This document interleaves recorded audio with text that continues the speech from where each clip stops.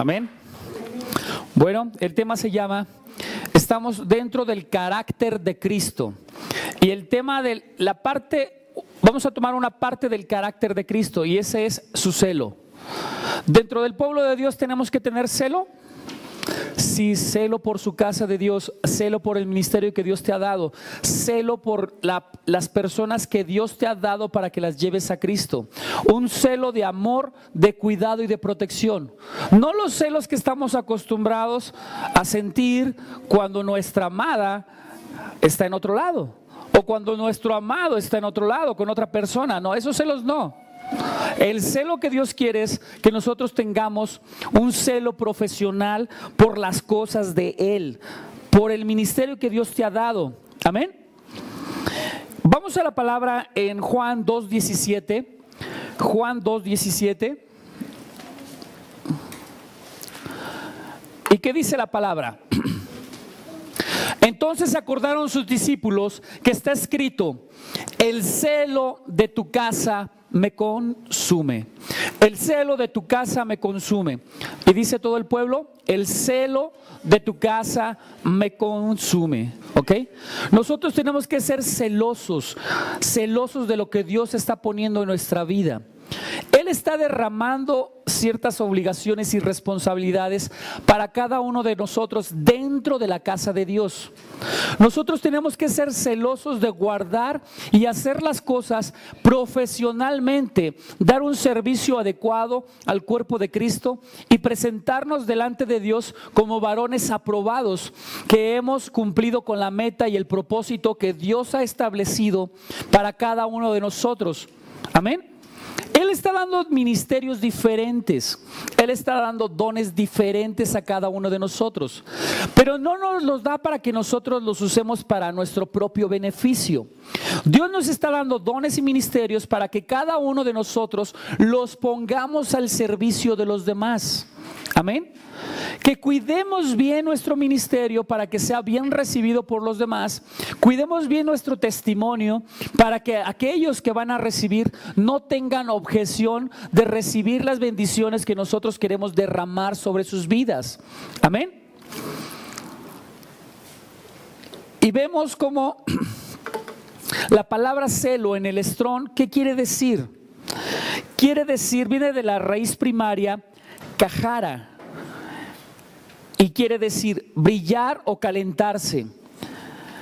Figurativamente, por lo general, quiere decir arder de cólera, celo, celos, airar o airarse, alterar o alterarse, apesadumbrar, arder, enardecer, encender, encolerizar, enojar, enojo, ensañar, entremeter, entristecer, excitar, fervor, impacientar, indignar, inflamar, pesar. Vemos que hay muchas definiciones, pero lo que más me resalta es arder en cólera. Tú y yo debemos de arder en cólera cada vez que alguien se levanta en contra de Dios. Tú y yo debemos de arder en cólera cada vez que alguien dice palabras ofensivas o alguien que está criticando a alguno de los ministerios que Dios ha puesto. El ministerio lo puso Dios, no lo puso el hombre. Y cuando nosotros nos levantamos en contra de un ministerio, debemos de arder en cólera y defender ese ministerio, porque no lo puso el hombre, lo puso Dios. Amén. Tú y yo tenemos que entender que tenemos que cuidarnos unos a los otros y no permitir que las palabras de chisme, las palabras de murmuraciones, las palabras de crítica entren dentro de la congregación. Amén. Y muchos dicen, es que estoy criticando de una manera constructiva. Si fuera constructiva, no la harías a las espaldas de los siervos de Dios. Si fuera constructiva, tendría una edificación. Y los chismes y las murmuraciones no tienen edificación alguna. Amén. Si tienes algo que decir, tienes que decirlo de una palabras claras, directas, persona a persona. No contárselos a tu amiguito o a tu hermanito. Tenemos que ser hombres inteligentes, hombres que ardamos en celo por cuidar la casa de Dios, por cuidar los ministerios de Cristo. Amén. En el diccionario común y corriente, ¿qué dice la palabra celo? Bueno, no lo tengo ahí, pero lo tengo acá. Amén. Y dice así: celo quiere decir cuidado, esmero, interés que alguien pone al hacer algo. Celo profesional. Los celos son una respuesta emocional que surge cuando una persona percibe una amenaza hacia algo que considera como propio. Tú y yo tenemos que considerar como propio el servicio a Dios, como propio la iglesia Jehová Nissi. Esta es tu iglesia, esta es tu casa, este es tu templo, esta es tu familia. Tiene que ser propio, tienes que atesorarlo para ti y también debes de cuidarlo. ¿No te enoja que se levante alguien en contra de tu madre? No oigo. Sí. ¿Y qué haces? ¿La defiendes? Sí. Claro. ¿No te enoja si alguien se levanta en contra de tu esposa? Sí. ¿Y qué haces? La defiendes. ¿No te enoja que alguien se levante en contra de tu hermano? Sí, y lo defiendes. Amén. Aunque no sepas pelear, peleas por tu hermano. ¿Cierto o no es cierto? Hay que defender. Hay que tener celo, hay que tener el esmero y el cuidado de las personas que Dios te ha puesto a cargo. No porque seas hijo quiere decir que no vas a defender a tu madre. No porque seas padre no quiere decir que no vas a defender a tus hijos. Claro que los tenemos que defender. Amén. Entonces, podemos ver que el celo obligó al Señor Jesucristo a permanecer en Jerusalén cuando era niño. Ese celo que tenía por el amor a sus padres de obediencia le permitió estar dentro de la casa de José y María. Pero también podemos ver que ese celo lo llevó a ser el primer predicador de circuito. ¿Qué quiere decir? Que él iba a todos lados en Israel, en Judá, en Samaria, y predicaba su palabra. Fue el primer predicador masivo. Amén. Tercero, su celo lo llevó a que sus amigos pensaran que estaba loco. Y ahorita les voy a ir platicando cada uno de esos puntos. Los discípulos pensaban que estaba loco. Muchos discípulos prefirieron dejarlo. Se fueron algunos discípulos. ¿Alguna vez han pensado que estás loco por algo que estás haciendo? Pero sin embargo tú tienes ese deseo de hacerlo y lo haces. Y cuando lo ven cumplido dicen, pues no estaba tan loco, estaba en lo correcto. A los científicos cada vez que inventaban algo les decían locos. Años después se convertía en una bendición para la humanidad sus inventos. Así es Jesucristo. En el momento lo pensaban como loco, pero años después vean hoy cómo ha crecido la semilla de Jesucristo dentro del mundo. Amén. Cuarto, con su celo arriesgó su vida para purificar el templo. Muchas de las veces el amor que sentimos por las personas que amamos nos lleva inclusive a arriesgar nuestras vidas. Amén. Así lo hizo Jesucristo también. Su celo no descansó hasta que hubo cumplido su misión. Él tenía un propósito en gloria y no descansó hasta que vio cumplido el anhelo de Dios en el corazón de Jesucristo. Amén. Hasta que él vio cumplido el propósito que Dios estableció en los cielos para con él, aquí en la tierra, entonces él entregó su vida. Amén. El primer punto que vimos: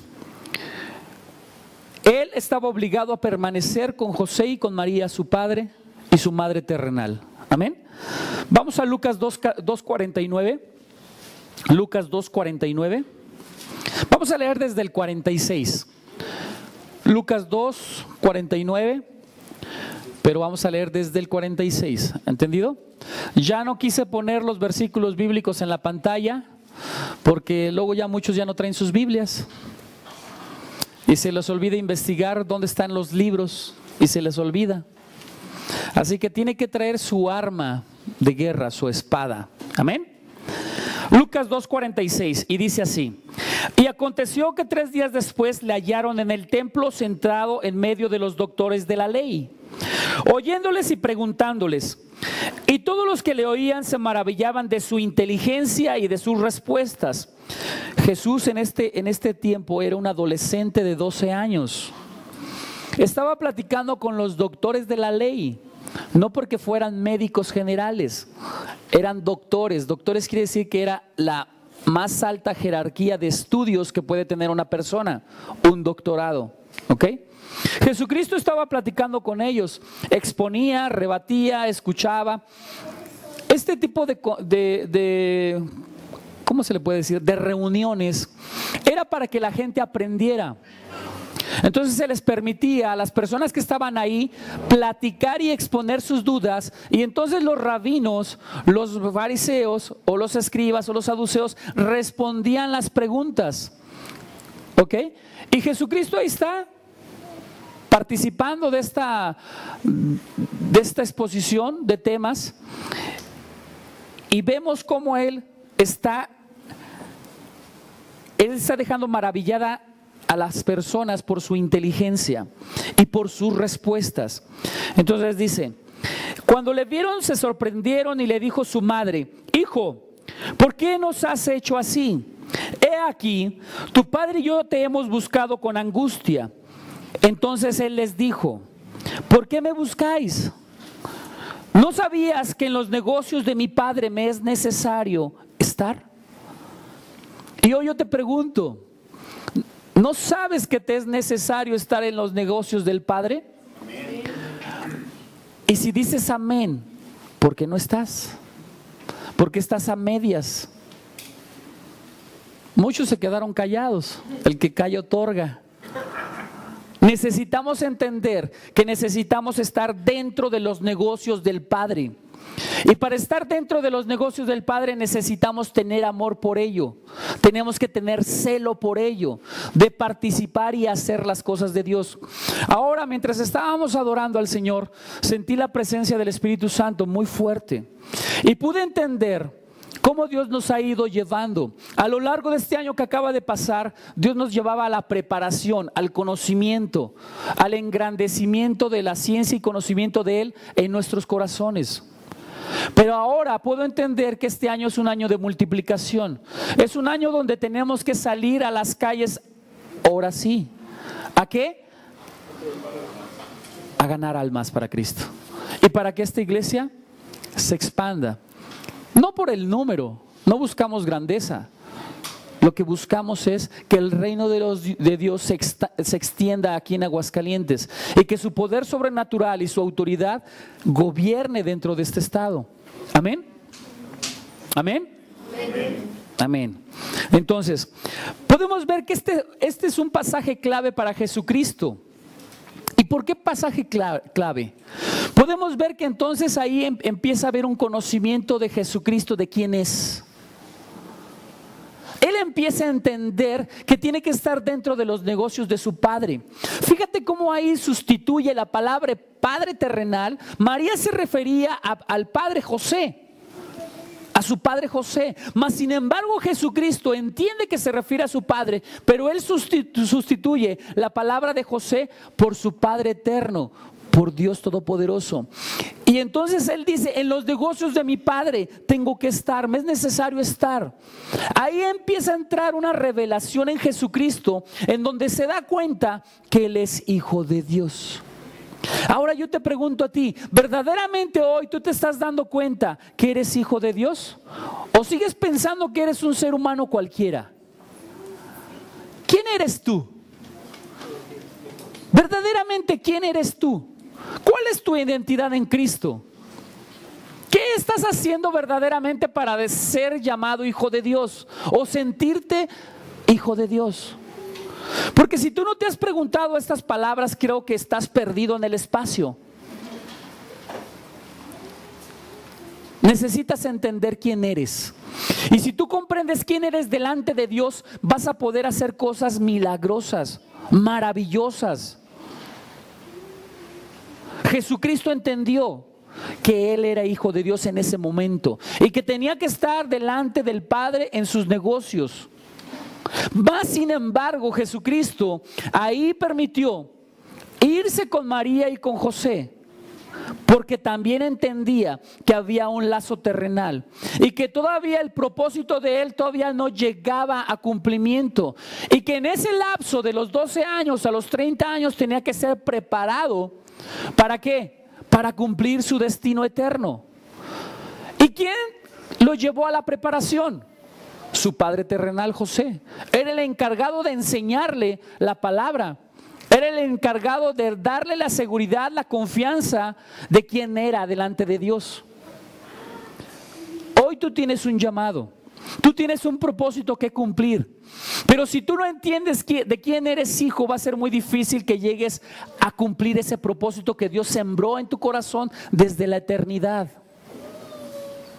Amén. Pero también de aquí a allá tienes que estar siendo instruido, preparado. En esta iglesia hay muchos cursos, hay muchas clases, y desgraciadamente vienen unos cuantos. ¿Crees así que tú vas a llegar al cumplimiento del propósito de Dios? ¿Faltando? ¿Sin prepararte? ¿Sin crecer? ¿Sin poner al servicio de Dios tu ministerio? ¿Sin poner al servicio de la iglesia tu ministerio o tus dones? ¿Así vas a crecer? ¿Así te estás dando cuenta quién eres? Necesitamos madurar. Jesucristo maduró, creció en los lazos terrenales, en el amor del Padre, en la seguridad del Padre, en el propósito del Padre. El Padre le estaba enseñando. Jesucristo se dio cuenta quién era, hijo del Dios Todopoderoso, mas sin embargo no se llenó de orgullo. Él fue sencillo, él fue obediente a sus padres, siempre buscó ser perfecto delante de sus padres, delante de sus amigos, delante de la congregación.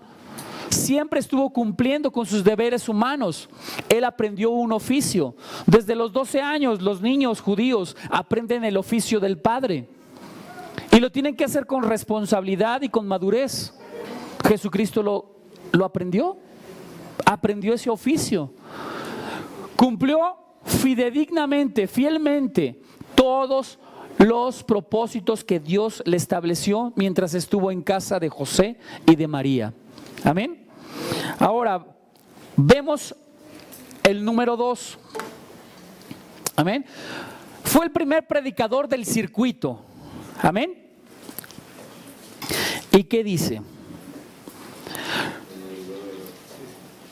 En Lucas 4, 42 al 44, ahí tenemos el versículo, y vamos a leer lo que dice. Lucas 4, 42, 44, y dice así: Jesús recorre Galilea predicando. Cuando ya era de día, salió y se fue a un lugar desierto, y la gente le buscaba, y llegando a donde estaba le detenían para que no se fuera de ellos. Pero él les dijo: es necesario que también a otras ciudades anuncie el evangelio del reino de Dios, porque para esto he sido enviado. Y predicaba en las sinagogas de Galilea. En Lucas 8.1 también vemos, Lucas 8.1, aconteció después que Jesús iba por todas las ciudades y aldeas, predicando y anunciando el evangelio del reino de Dios, y los 12 iban con él. Amén. Fíjate lo que Dios hacía. ¿Cómo tuvo que ser preparado para poder ir a los hombres y predicarles una palabra de poder? O bien declarando sanidad, paz o bienestar, o dando libertad a los endemoniados.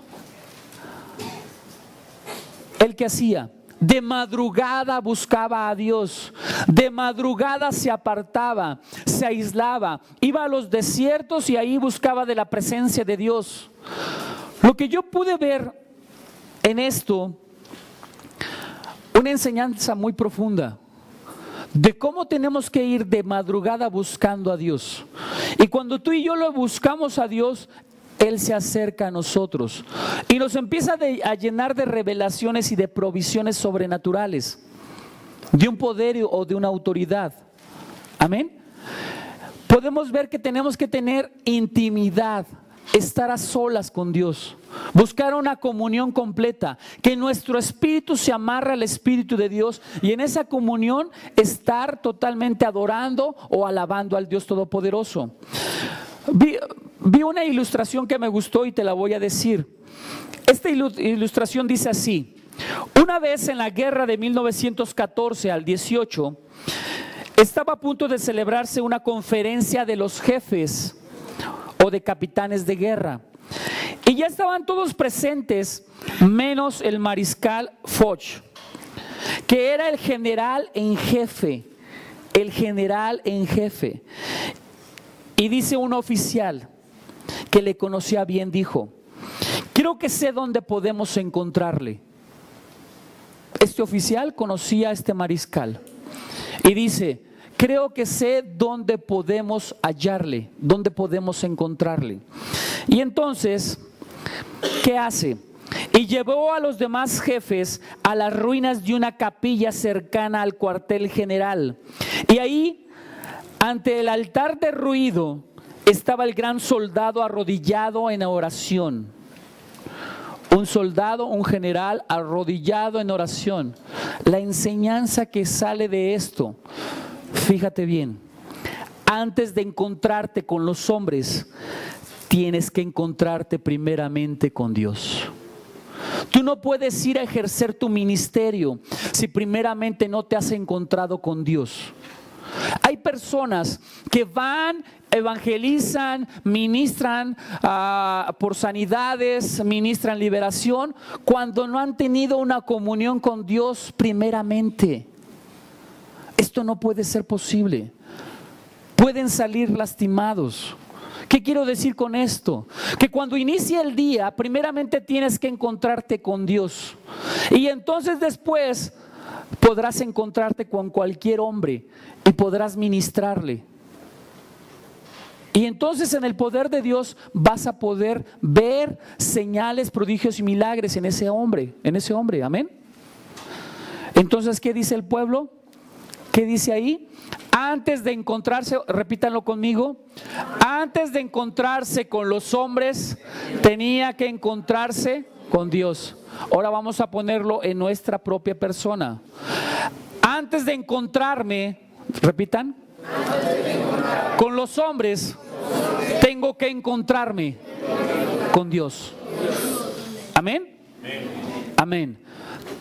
Fíjate cómo en este versículo bíblico dice que las personas le buscaban, iban a los lugares desiertos hasta que lo encontraban y entonces invadían su intimidad. Hoy yo quiero decirte que muchas personas van a venir a ti.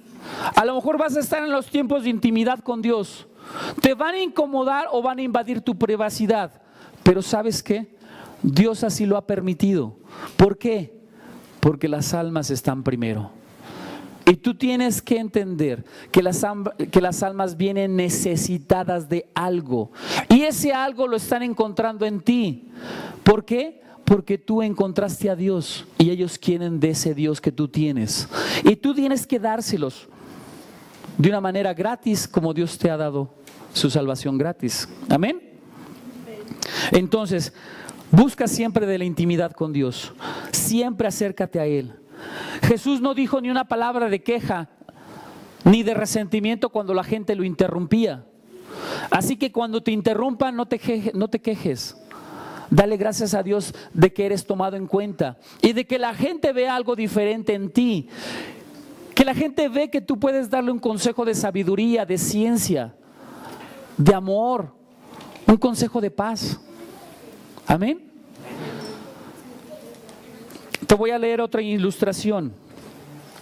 La gran maestra misionera Florence Alsborn dirigía una escuela para preparar misioneros. Conocía la naturaleza humana y no disculpaba a los que de pronto se daban cuenta de que había llegado su momento de oración privada. Hay que orar, decía esta mujer, pero la oración no debe ser nunca una evasión a la realidad. Yo no me voy a orar para evadir mi realidad.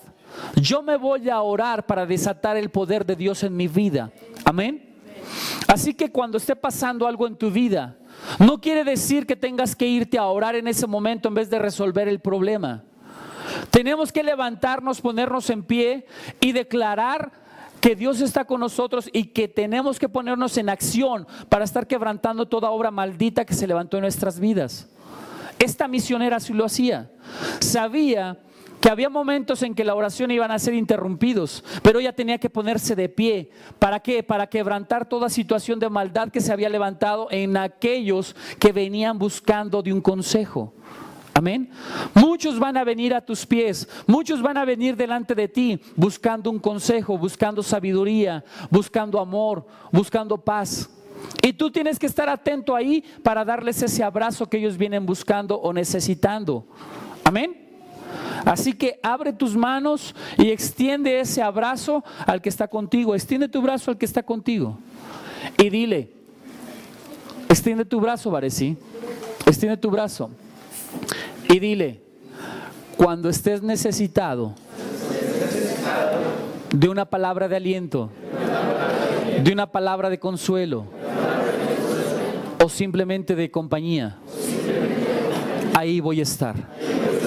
Cuenta conmigo, porque Dios está conmigo y Dios me va a usar para desatar una palabra de bendición, una palabra de amor, una palabra sabia. Yo quiero que me tomes en cuenta, porque soy tu hermano y te amo. Dele gracias a Dios. Aplaude. Dele un aplauso a Dios. Amén. ¿Sintieron esas palabras de su hermano?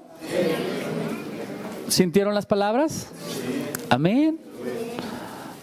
Has adquirido un compromiso para con el hombre y para con Dios. Amén. Así que algunas veces tendremos que dejar de estar de rodillas para ponernos en pie antes de lo que quisiéramos y ponernos a hacer algo. Hay veces que me han quitado de estar orando. Hay veces que me han levantado cuando he estado de rodillas para resolver algo. Dios así lo quiere, que nos pongamos de pie. ¿Para qué? Para quebrantar toda obra maldita que se levantó en contra de nuestros seres queridos. Amén. Tercero, sus amigos pensaban que estaba loco. Marcos 3:21. Marcos 3:20 y 21. Y dice así: y se agolpó de nuevo la gente, de modo que ellos ni aún podían comer pan. ¿Te ha pasado alguna vez así?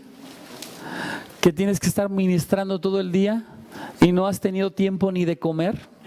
Así nos pasó en Guatemala a Roberto y a mí, a Rocío y a Memo, que nos acompañaban. Era un domingo, nos levantamos desde las 6 de la mañana y no comimos hasta las 6 de la tarde, ministrando, orando por las demás personas. En ese momento ministramos cerca de 130 personas. Estábamos cansados, exhaustos y hambrientos. Así nos llega a pasar cuando estamos en el ministerio de Dios, sirviéndoles a otros. Pero ¿sabes qué? Lo hacemos por amor. Y así tienes que entender tú que todo lo que estás haciendo es por amor. Por amor. ¿Por amor a quién primeramente? A Dios. Y después a los hermanos, a las almas necesitadas. Mira, dice la palabra, continuamos. Cuando lo oyeron los suyos, vinieron para aprenderle. Dice los suyos. ¿Qué quiere decir con los suyos?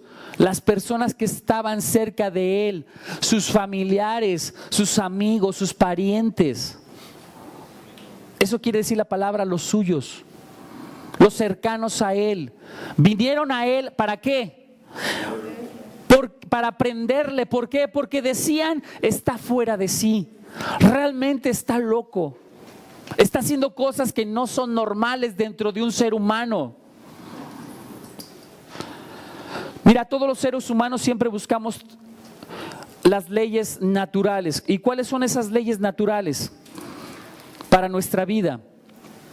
Con la cual estamos organizando la vida nuestra en Cristo Jesús. Una de las leyes que busca el hombre siempre es sentirse seguro. La otra es sentirse a salvo. Y la otra es el qué dirán. Se preocupan por el qué dirán. ¿Te ha pasado a ti de que te preocupes el qué dirán? A mí me pasó cuando me convertí a Cristo. Dije, híjole, ¿y ahora cómo le digo a mi mujer que ya soy cristiano? Híjole, ¿cómo le digo a mi mamá, a mis hermanos que soy cristiano? ¿Qué van a decir? Y me preocupaba, de veras me preocupaba.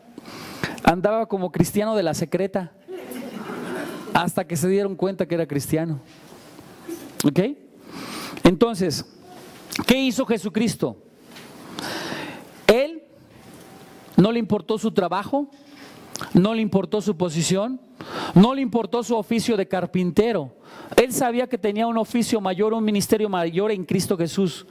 Él no le interesó o no le importó los riesgos materiales, porque él era el que mantenía a la familia después de muerto José. Era el encargado del taller de carpintería. Él era encargado de 7 hermanos más que tuvo Jesús. María tuvo más hijos, tuvo 7 hijos más. Jesús era el hombre primogénito, el mayor. Él tenía que proveer para todos los hermanos. Se cuenta la historia de que José partió con el Señor a una edad temprana, digamos de 20 a 24 años de edad de Jesucristo. Él tenía que mantener a sus hermanos. Todos eran menores, 7 hijos menores, o 7 hermanos menores, perdón. Él tenía que proveer el sustento. A él no le importó esos riesgos materiales y económicos. Él decidió servirle a Dios. Amén. Él siempre no buscó sentirse a salvo. Sabía qué iba a pasar con su vida. Sabía que lo iban a matar. Sabía que lo iban a crucificar. Sabía que lo iban a escupir, que lo iban a azotar. Sabía que lo iban a apedrear. Sabía que iban a hacer muchas cosas con él. ¿Y sabes qué? A él no le importó sentirse a salvo. Él dejó todo por el ministerio, por el servicio a Dios, por el propósito de Dios. Amén. Y la tercera, no le importó lo que decían los demás. No le importó que dijeran que estaba loco. No le importó que dijeran que él estaba en contra de la sociedad o de la familia. Porque Jesucristo dijo que iba a venir a poner fuego en las familias, a cortar con espada la madre con los hijos, o el padre con los hijos, o la nuera con la suegra, etcétera. Eso era una blasfemia para el pueblo judío, porque el pueblo judío siempre ha sido un pueblo unido en familia.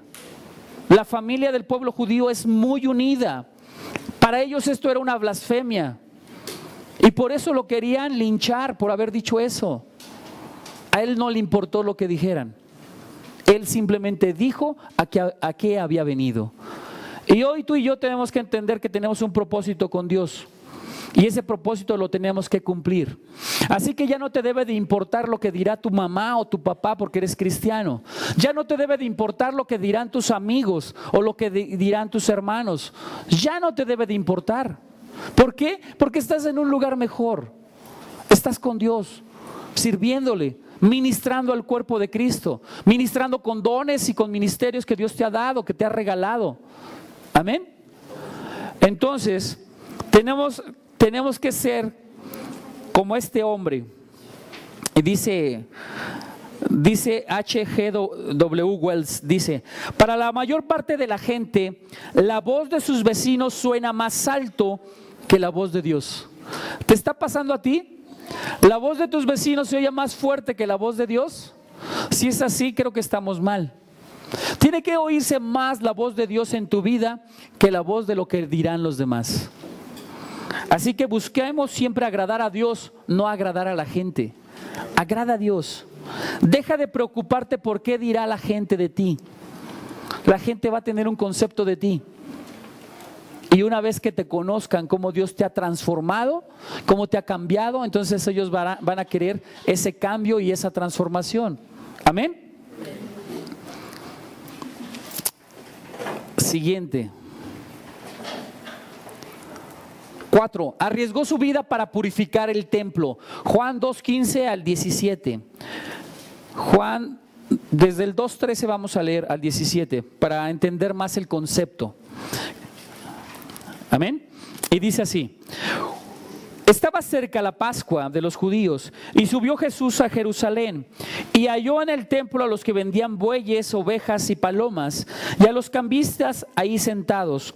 Y haciendo un azote de cuerdas, echó fuera del templo a todos y las ovejas y los bueyes, y esparció las monedas de los cambistas y volcó las mesas. Y dijo a los que vendían palomas: quitad de aquí esto y no hagáis de la casa de mi padre casa de mercado.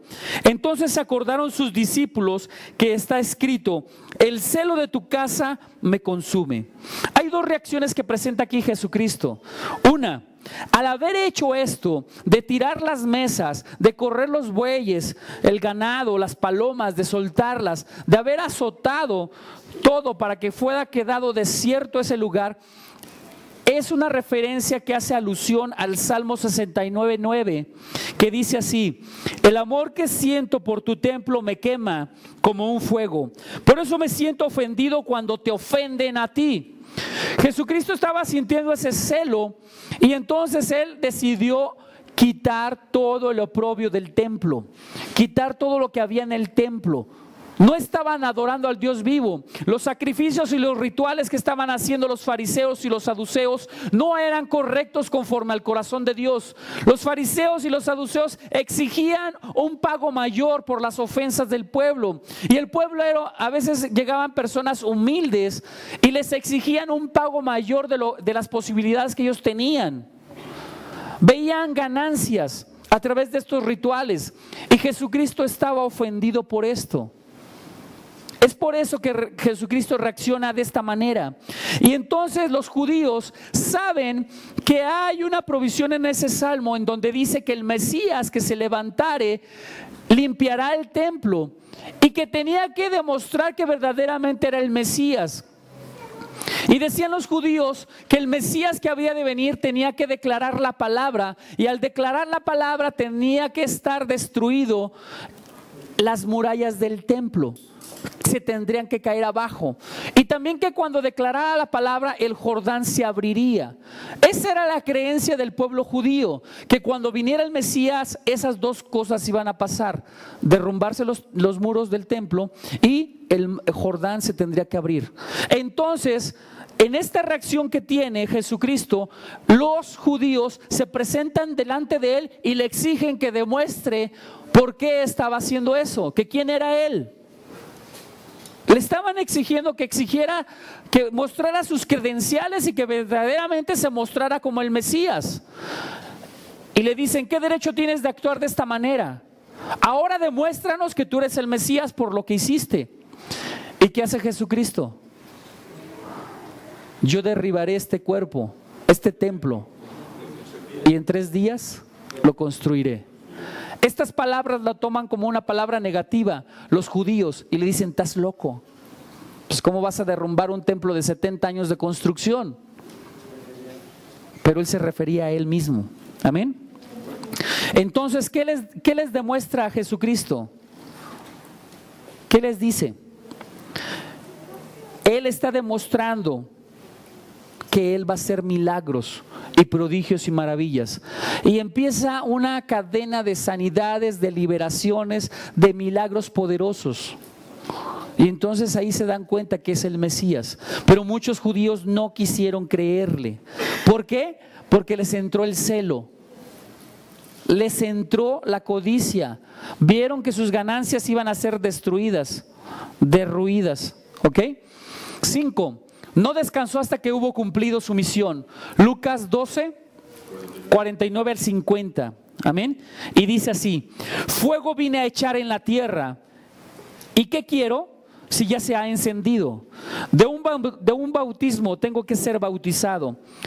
¿Y cómo me angustio hasta que se cumpla? Esta es la versión Reina Valera. A veces es difícil entenderla. Pero hoy te voy a leer una versión más ligera, una versión más simple. Y dice así: yo he venido para pegarle fuego al mundo. ¿A qué vino Jesucristo? A pegarle fuego al mundo. Y cuando dice fuego quiere decir que ha venido a dar juicio al mundo, a todo aquello que está en contra de Él. Él está poniendo fuego. ¿Para qué? Para que nosotros entendamos que las cosas de Dios son eternas y que debemos de buscarlas y no las naturales. Y luego dice, ¿qué más quisiera yo? ¿Qué más quisiera ya que estuviera ardiendo este mundo? Siguió diciendo Jesús, tengo que sumergirme en la marea del sufrimiento. ¿Y cómo me angustio hasta pasarlo todo hasta el fin? Jesucristo sabía que iba a ser sumergido en las mareas del sufrimiento. Él estaba diciendo que él iba a ser bautizado, pero bautizado en las mareas del sufrimiento. Amén. Hoy yo quiero decirte que al haberte convertido en cristiano, vas a ser bautizado, pero en las mareas del sufrimiento. ¿Quién está dispuesto a soportarlo? ¿Sí están viendo lo que está pasando en el Islam? ¿Cómo están matando cristianos? ¿Estarías de acuerdo a entregar tu vida para no negar a Jesucristo? Hoy lo decimos desde aquí muy fácilmente, no, sí lo hago, pero estando allá, ¿cómo estaríamos? ¿Qué nos impediría verdaderamente entregar la vida a Jesucristo? ¿Las posesiones? ¿La familia? ¿La esposa? ¿Los hijos? ¿El trabajo? ¿Qué te impide entregarle verdaderamente tu vida a Jesucristo? ¿Qué te está impidiendo? Hoy no estás en el Islam, no estás en los países árabes, pero hoy estás en México. ¿Qué te está impidiendo para llevar a cabo tu ministerio? ¿Qué te está impidiendo para poner los dones que Dios te ha dado al servicio del cuerpo de Cristo? ¿Qué te lo impide? ¿Qué te está impidiendo? ¿Y por qué no estás tomando tu responsabilidad? ¿Por qué no estás cumpliendo con el propósito de Dios en tu vida? Amén. ¿Estamos pensando? ¿Sí estamos trabajando la ardilla? ¿Sí la estamos poniendo a trabajar esa ardillita? Amén. ¿Qué te impide? ¿Qué te impide, Abner? Amén. Tienes un propósito y un llamado grande, ¿eh? Pero veo que andas así, como la ola, vas y vienes. ¿Qué nos impide? Verdaderamente, ¿qué nos impide? ¿Qué nos está alejando de ese propósito? ¿El hijo? ¿La hija? ¿El trabajo? ¿La comodidad? ¿Qué nos impide? Analicémonos. Mira, a esos cristianos que están muriendo no les está impidiendo nada. Nada. Están entregando sus vidas. No están negando a Jesucristo. Están muriendo por cientos. No los pasan en las noticias. No a todos. Pero ellos están entregando su vida por Jesucristo. ¿Hoy tú estás dispuesto a entregar tu vida por Él? ¿No se oye? Sí. Amén. ¿Estás dispuesto a sumergirte en las mareas? ¿En las mareas del Espíritu Santo? ¿En las mareas del sufrimiento? Amén. Amén. Jesucristo estaba viendo a través de este bautismo las cosas que habrían de venir, su sufrimiento. Pero ¿sabes qué? Él estaba convencido que tenía un propósito. Él estaba convencido en cumplir el propósito de Dios en su vida.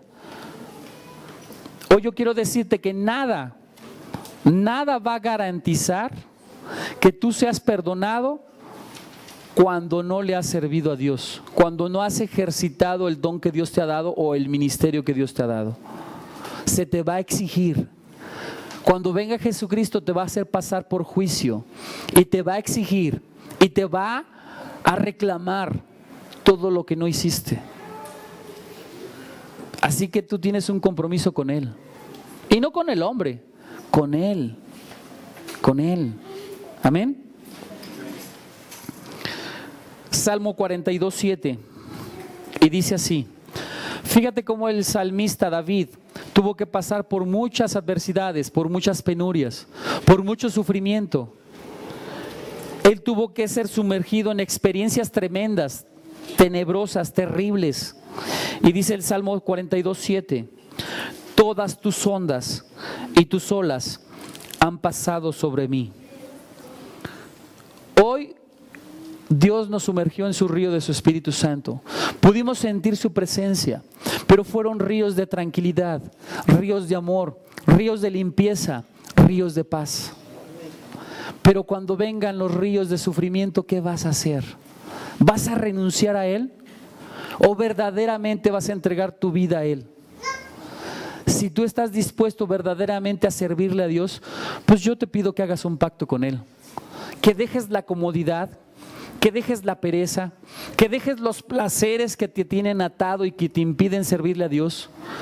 Que dejes eso que tanto amas, como es el dinero, la codicia, la avaricia, el egoísmo, y te pongas verdaderamente a servir a Dios. Que le digas: Señor, a mí tómame, sácame del lugar donde estoy y ponme a servirte. Quiero entregar mi vida a ti, y Dios lo va a hacer. Si tú verdaderamente quieres hacer este pacto, pues yo te pido que te pongas de pie. Y si no quieres hacerlo, no te pongas de pie. Es un compromiso muy fuerte. Amén. Es un compromiso tremendo. Amén. Y te voy a leer otra ilustración. Esta ilustración es para los jóvenes. Quiero que los jóvenes pongan mucha atención a esta ilustración. Amén. Y dice así: dos estudiantes caminaban cierto día por la calle de Londres. De pronto uno de ellos se detuvo frente a una casa de empeños y, señalando un traje con anuncios que decía: con algunas manchas, gran reducción del precio. Ese traje estaba en un aparador. Ese traje mostraba algunas manchas y decía con un letrero grande ese traje: con algunas manchas, gran reducción del precio. Exclamó uno de los jóvenes diciendo: ¡qué texto tan más espléndido! Este me sirve para un sermón para los jóvenes. Fíjate cómo los jóvenes pueden sacar de una cosa morbosa o natural, pueden sacar un sermón y dando una enseñanza fuerte en Cristo Jesús. Y dice, y añadió el joven: nosotros los jóvenes nos manchamos quizás muy poco, viendo una representación vulgar en el teatro, viendo pornografía, o leyendo un libro inconveniente, o permitiendo pensamientos deshonestos o desordenados, y así nos manchamos. Y cuando llegamos a hombres, no se nos valora. Quedamos reducidos en el precio. Nuestro atractivo, nuestra fortaleza habrá desaparecido. Tal vez tú, joven, tus vicios, tus rebeldías han degradado tu precio como hombre delante de la presencia de Dios. Pero hoy yo quiero decirte, como dice esta enseñanza, la consagración de la juventud se habrá esfumado. Pasamos a formar parte inseparable de los rezagos o sobrantes o saldos que llevan esta marca. Con algunas manchas he sido reducido en precio. Hoy yo quiero decirte que delante de la presencia de Dios, tú eres llevado a un precio muy alto. Fuiste comprado con el precio de Jesucristo, su sangre. Fuiste lavado con esa sangre y limpiado con las aguas del Espíritu Santo. Hoy esas manchas de tu pasado hoy están siendo borradas. Pero también debes de entender que tienes que caminar en una santidad y en un amor y un servicio a Dios. Y tienes que entender que tu testimonio tiene que ser fuerte y poderoso para que otros hombres vengan a los pies de Cristo. Hoy es necesario que cambies la actitud, que cambies tu manera de pensar y que sea transformado tu corazón conforme al corazón de Cristo. Es necesario que tú cambies. Es necesario que empieces a ser lavado, porque si tú no eres lavado no vas a poder llevar nadie a Cristo. Si tú no eres lavado, nadie te va a seguir. Y Dios nos ha dicho que somos cabeza y no cola, y que somos puestos para liderar, para corregir e instruir, para redarguir y para dar enseñanza a otros que necesitan de Jesucristo. Hoy yo quiero decirte que hoy te ha limpiado Dios. Hoy ha manifestado su gloria con sus ríos de espíritu cuando le alabamos. Hoy esas manchas en tu traje hoy están siendo quitadas. Hoy esas manchas ya no tienen por qué perseguirte. Hoy esas manchas ya no tienen por qué seguir dañando tu reputación. Hoy tienes que entender que Jesucristo te ama, y que Jesucristo te quiere levantar con poder y gloria, pero necesitas hacer pacto con Él. Él puede quitar tus pecados, Él puede quitar tus adicciones, Él puede quitar tu placer, Él quiere quitar tu egoísmo, pero solamente es necesario que tú quieras. Este año es un año de cosecha, este es un año de salvación, este es un año de milagros, este es un año de provisión y de abundante gracia. Tenemos que aprovecharlo. Jesucristo ya no tarda en venir. ¿Dónde te va a hallar? ¿Dónde te va a hallar? ¿Dónde vas a estar? ¿Con un pie en el mundo o con un pie en el reino de Dios? ¿Dónde quieres ser encontrado? ¿Dónde quieres ser hallado? ¿Quieres seguir en el chiquero? ¿Quieres seguir con los marranos? ¿O quieres estar delante de la presencia de Dios gozándote con Él? Si tú quieres ser lavado por Él, pídeselo. Él está aquí para oírte. Haz un pacto con Él. Haz un pacto con Él. Él es un Dios de pactos. Él es un Dios de amor. Él es un Dios de misericordias y de gracias abundantes. Haz un pacto con Él. Él quiere llevarte al siguiente nivel. Un nivel de gloria, un nivel de poder, un nivel de unción mayor, un nivel de autoridad mayor. Levanta tu mano y dile: Dios, aquí estoy yo. Yo quiero servirte. Yo quiero caminar en ti, Señor. Hoy yo quiero que tú me limpies, que tú me laves, que tú quites mis culpas y mis vergüenzas, que tú quites mis pecados, que tú me transformes y me puedas usar conforme al propósito de gloria que tienes para mí. Hoy yo quiero ser usado por ti. Hoy dejo mi silla, hoy dejo mi comodidad, hoy dejo mis placeres para entrar a un servicio de lleno para contigo, mi Dios. Yo no estoy diciendo que voy a renunciar a mi trabajo. Simplemente estoy diciendo que donde quiera que esté, Señor, tú estarás en mi boca. Y los que estén a mi alrededor, les predicaré de ti, Padre. Señor, úsame en el lugar donde yo me encuentre. Di conmigo: Señor, úsame en el lugar donde yo me encuentre. Dame palabra para llevar las almas a Cristo. Hoy yo hago un pacto delante de ti, de servidumbre a ti, de servicio a ti. Me convierto en esclavo tuyo, mi Señor Jesús. Hoy sujeto a la carne, someto a la carne, derribo a la carne y declaro que mi espíritu es más fuerte que mi carne y que mi alma. Hoy entrego mi vida a ti, Señor Jesús. Muéstrame el propósito que tienes para mí y ayúdame a cumplirlo. Ayúdame a llegar a la meta. Ayúdame a santificarme. Ayúdame a guardarme. Ayúdame a perseverar en tu palabra, en tu amor y tu misericordia. Todo esto te lo pido en el nombre de Jesús. Amén. Dele un aplauso a Dios.